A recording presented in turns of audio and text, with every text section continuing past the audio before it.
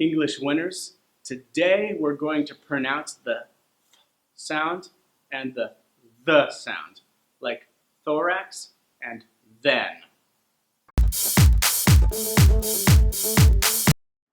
So here are some language trouble spots. When it comes to Spanish speakers, they'll pronounce the th sound as a T or a D, usually a T. So instead of this thing, they'll say this thing. Japanese and Koreans often have trouble with the TH sound also, pronouncing it as an S instead. Like instead of the word thigh, they'll say sigh.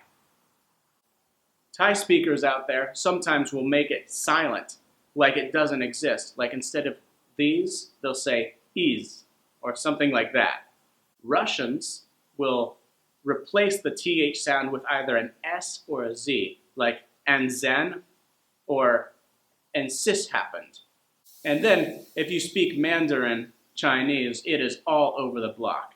You might end up hearing an S sound, a V sound, a Z sound.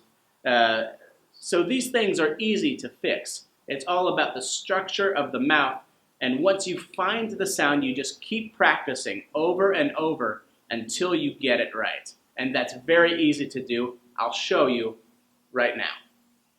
So understanding the difference between th and the is voicing, basically.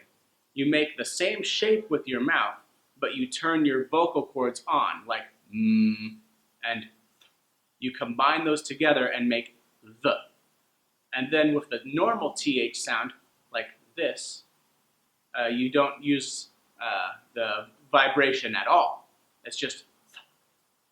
So, to make the correct mouth shape, you gotta have your tongue between your teeth. Open your mouth just slightly and have the tongue between your teeth, like this. And then as you say it, the tongue is going to go back and a puff of air is going to go forward. So, and it's okay to have your mouth open just a little bit more as your tongue goes back in. So, and it's okay to have your mouth open just a little bit more as your tongue goes back in. So, and then you turn on the vocal cords, the. All right, that's all there is to it. Very simple. We're going to practice it a little bit by going into some words, and you'll get better at speaking that sound. Let's get started. So these are the words that we're going over for the TH sound and the other TH sound, the. We'll go over them together, first off with sounds and then the sounds. Then we'll go back and forth so you can practice changing the sound one word to the next, okay? Let's begin. Think, thief, bathtub, birthday. Next ones, the, these, feather, brother. Back and forth now. Think, the, thief, these, bathtub, feather, birthday, brother. Teaching moment. Some words are going to look the same and have very similar spellings, and they're going to be basically the same word, but one of them is going to be a noun and the other is going to be a verb. I will show you what I mean in the next set of words I put up on the board. Let's throw them up. So there you go. See how similar these words are? For your convenience, I've placed noun and verb next to each column, so you'll know which ones are the nouns and which ones are the verbs. So now we're going to go over these words together So you can start to tell which ones are used as nouns and which ones are used as verbs when you hear them in conversation. Okay? Let's get started. Bath, bathe, wreath, wreathe, breath, breathe, mouth, mouth.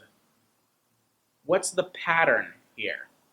The TH sound that's non-voiced is used with all the nouns. Bath, wreath,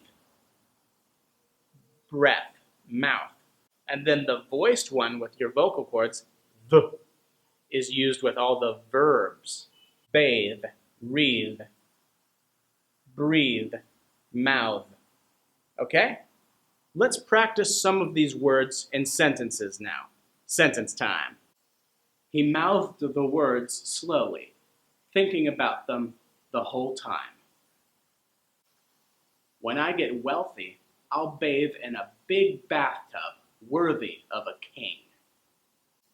The thief's birthday went by smoothly without anything happening. My mother likes to hang this wreath on the door whenever the weather gets really cold. Either your father or your mother should have helped you learn math. If you like this video, please subscribe to this channel so you can get more videos like this. Also, I've included links to my pronunciation playlist so you can hear more videos on pronunciation. And I've included another link nearby that talks about water-based idioms. Now, idioms are very important, especially if you want to understand what people are saying when you're living in an English-speaking country or doing business. So I highly recommend you get familiar with some of the popular idioms used by English speakers. Keep winning, English winners.